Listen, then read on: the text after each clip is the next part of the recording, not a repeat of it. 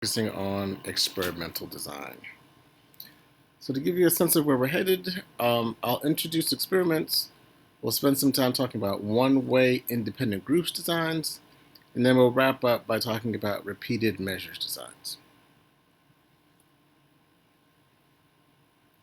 So to start our conversation about experimental methods, I want you to think about this research question.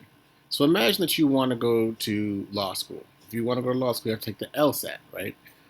If you're not interested in law school and you're interested in graduate school, you take the GRE.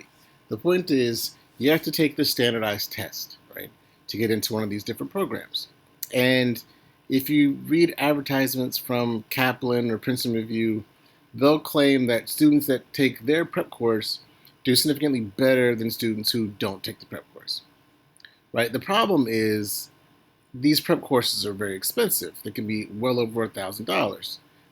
And again, I want you to imagine that you don't have a bunch of money. So you don't want to spend money taking a prep course unless you feel like it's really going to be beneficial. So the question you have is, how can you determine whether taking that prep course will cause you to have higher scores? Now, there's one common research strategy that you could use.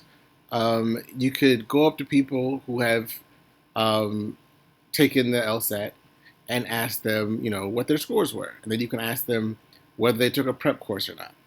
And you can see if those who said that they took the prep course had higher scores than those who said they didn't take a prep course. Right? It makes sense. You have two groups now. You can compare whether or not the group that took the prep course did better than the group that didn't take the prep course.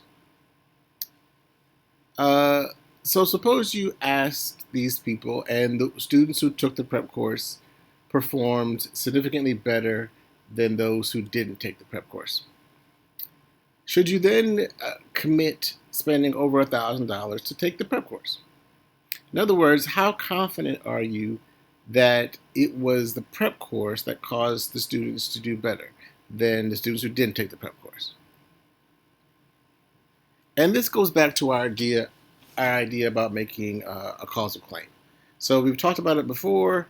There are three criteria, requirements for making a causal claim: temporal precedence, covariation between your two variables, and the ability to eliminate plausible alternative explanations.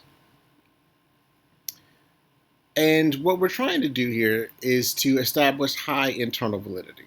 And internal validity is the ability to say that your independent variable is what's causing changes in the dependent variable, right? And anything that can weaken your ability to make that causal claim between the independent and dependent variable weakens internal validity. So if you have confounding variables, and we talked about that a little bit when we talked about correlations, like the third variable problem, that weakens our ability to be able to make a causal claim. In this particular example that we have here, there are a number of possible confounding variables. So variables that could explain why those who took the prep course did better than those who didn't. Right? So maybe the people who took the prep course were just more motivated than those who didn't take the prep course. So regardless of the prep course, they would have done better. Or maybe they had more money, or they had more education, right? All these things could potentially explain why the prep course group did better than the no prep course group. Or maybe the people who didn't take the course didn't even know that it existed. So they didn't have the social capital to even know that this opportunity existed. So that shows there's a gap there between these two groups that may be independent of whether or not they took the prep course. So given all these confounds, is all hope lost in being able to determine whether or not the prep course is beneficial? And I would argue that no. If you use an experimental method, you can eliminate many of these potential confounds and be able to have more confidence that when you see differences between two groups, that there's a causal link that's causing that difference. So when we're talking about experiments, we're trying to investigate causal relationships. So remember, with correlations do not equal causation. And as a result, we can't conclude that one variable causes another when we're talking about correlations. But with an experiment, our goal is to be able to say one variable caused changes in another variable. And there are three important components of an experiment. First, you have to manipulate the independent variable. And the goal is to manipulate that one independent variable while keeping everything exactly the same outside of that one thing that you're manipulating. Two, you want to randomly assign individuals to the different levels of that independent variable. And then finally, you want to compare the scores on the dependent variable to see if there are mean differences between your groups. If you have mean differences between your groups that are statistically significant, then you can say that the independent variable is what caused changes to the dependent variable. Let's backtrack a little bit and make sure that we remember the different terms. We talked about independent variable. That's the variable that you think is causing changes on the dependent variable. So this is the variable that you're going to manipulate. So always remember, an independent variable is being manipulated, right? And again, the goal here is to keep everything else constant except for that one thing or those things that you're manipulating. You can have more than one independent variable. And if you hold everything constant, that will minimize a lot of confounds, right? So eliminate confounds that are due to things varying with the independent variable because everything is exactly the same except for that one thing that you're manipulating. So it's important to remember that for an independent variable, because it's a variable, it has to have at least two levels to it or two conditions to it, right? So our example here, we have studying. You can have people studying by themselves or studying in a group. So you have two levels, right? Or in the second example, you have three levels. You have people who watch a scary movie, people who watch a funny movie, or people who don't watch a movie, right? So those are your three levels or conditions of the independent variable. The dependent variable is what's being measured. Because again, you want to see, is the dependent variable being affected by the independent variable? So what you're going to do is you're going to get the mean scores for those in your different conditions or different levels and see if they significantly differ from each other. So if we go back to our first example from the previous slide, your dependent variable could be students' scores on a test. So you can take the average of those who studied by themselves and compare it to the average of those who studied in a group. For our second example, the dependent variable could be level of anxiety. So you can get the average self-reported anxiety for those who watched a scary movie and compare it to those who watched a funny movie or those who didn't watch a movie at all, right? And if the people on average who watched the scary movie were more anxious than the other two conditions, then you can say that that anxiety is due to the scary movie. The second important component of an experiment, again, is random assignment.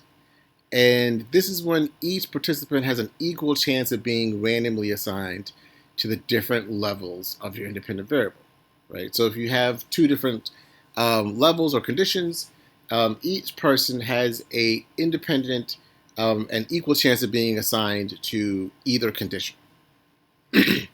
And the goal of random assignment, this is very important, the goal of random assignment is to create two equivalent groups prior to their exposure to the independent variable.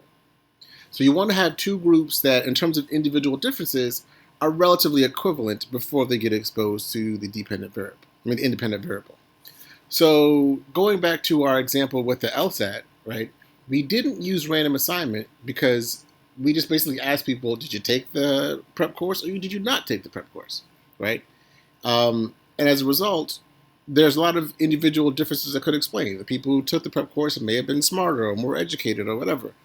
What random assignment does is it eliminates all these individual differences between people by having them equally likely of being assigned to either of the conditions.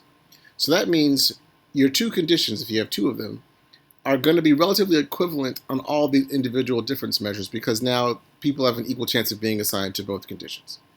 So the idea here is you have random assignment that creates two relatively equivalent groups. Then you expose them to the independent variable, and then you want to see if those two groups are still equivalent after their exposure to the independent variable. So we're assuming that random assignment creates two equivalent groups. We expose them to the independent variable, both groups, and then we want to see now, after that exposure, are the two groups still equivalent? If they're not equivalent, we can attribute that difference between the two groups to our independent variable. Because again, we're assuming the two groups were equivalent before the independent variable because we use random assignment.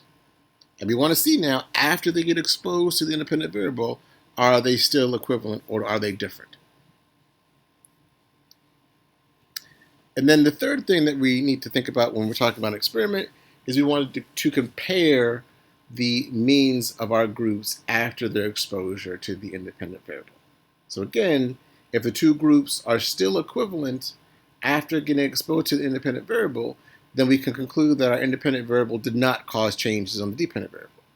But now, if one group is doing significantly differently than the other group, right, we can attribute that difference to the independent variable. Because again, we're assuming, based upon random assignment, those two groups were equivalent prior to their exposure to the independent variable.